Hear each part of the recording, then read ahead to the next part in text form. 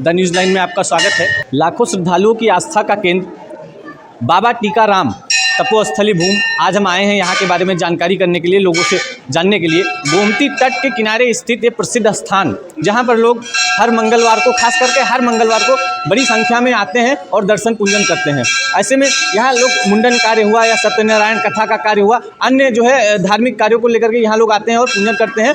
और यहाँ का जो विकास कार्य है वो जो अधूरा रह गया है, लोगों का कहना भी है विकास कार्य अधूरा रह गया, चूँकि भारत सरकार ने इसको पर्यटन मंत्रालय द्वारा पर्यटन स्थल घोषित किया था और यहाँ पर 2 करोड़ 8 लाख की राशि भी आवंटित की थी। ऐसे में जो विकास कार्य अधूरे रह गए हैं उनकी जानकारी के लिए आज हम आए हैं और जानकारी लेंगे, लोगों से बातचीत करेंगे। तो हमारे साथ कुछ मंदिर के साधु संत पुजारी बाबा लोग भी हैं, आज इनसे भी जानेंगे क्या है, कैसे क्या मामला है। जाइए बाबा, इस स्थान की क्या महत्व है? लोग यहाँ लाखों की संख्या में, हजारों की संख्या में आते हैं, तो क्या कारण है? बाबा टीकाराम धाम तपोस्थली भूमि का क्या महत्व, कुछ बताइए लोगों को। बाबा टीकाराम जी महाराज करीब आज से 300 साल पहले जी यहाँ पर तपस्या अपनी पूर्ण की, और ये वृक्ष भी एक लगाया नीम का, जो करीब वो भी 250 साल का पुराना है। ये वृक्ष 250 साल पुराना है।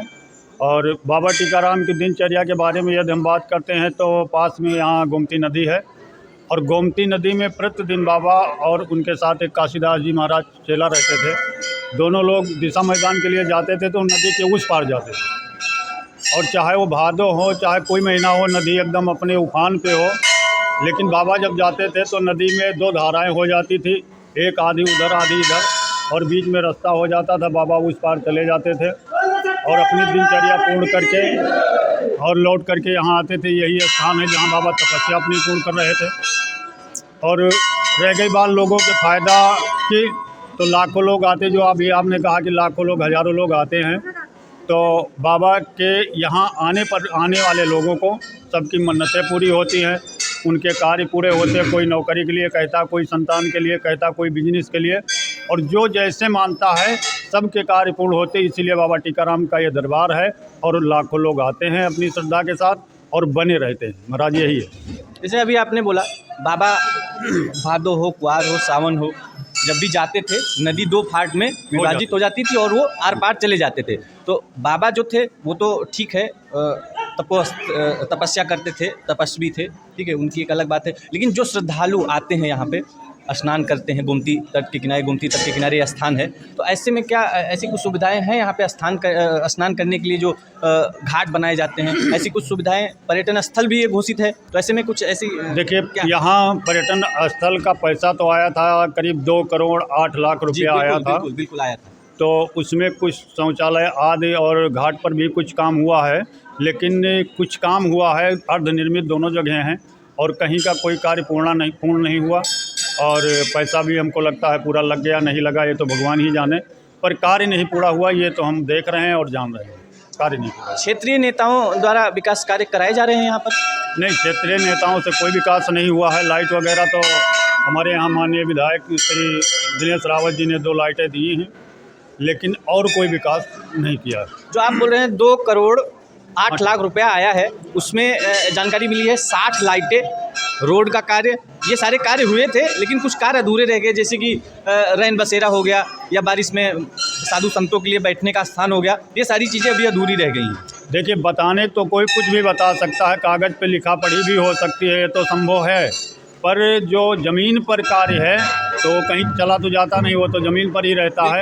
अगर उसको देख के हम पता करते हैं तो अर्धनिर्मित सारे कार्य हैं, चाहे वो लाइट का हो, चाहे वो शौचालय का हो, चाहे वो घाट पर का हो, कहीं का भी अर्धनिर्मित ही है, कोई काम पूर्ण नहीं है और उसको पूर्ण नहीं कहा जा सकता क्योंकि चालू कुछ नहीं है। धन्यवाद आपका। सर, आप हर मंगलवार को यहाँ आते हैं? हर मंगलवार को तो नहीं आ पाते, लेकिन जब भी गांव रहते हैं तो हर मंगलवार। ये आपके गांव के बगल में ही मंदिर है, और ऐसा सुनने में आया ये भारत सरकार द्वारा पर्यटन स्थल भी घोषित किया गया था 2018-19 में, और 2 करोड़ 8 लाख की राशि भी आवंटित की गई थी।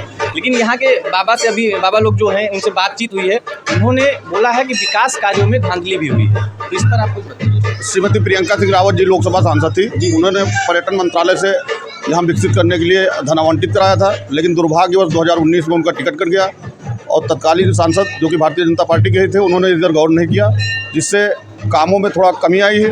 और पूरी तरीके से पूरा काम अभी पूरा भी नहीं हुआ, लेकिन ठेकेदार लोग अभी तक यहाँ दिखाई नहीं दिए। और पुल निर्माण कार्य को लेकर के आप लोग जो धरना प्रदर्शन भी करते हैं, क्योंकि प्रियंका सिंह रावत सांसद थी, आप सांसद प्रतिनिधि थे, उस समय आपने कुछ प्रयास किया था पुल बनवाने का, क्या मामला था?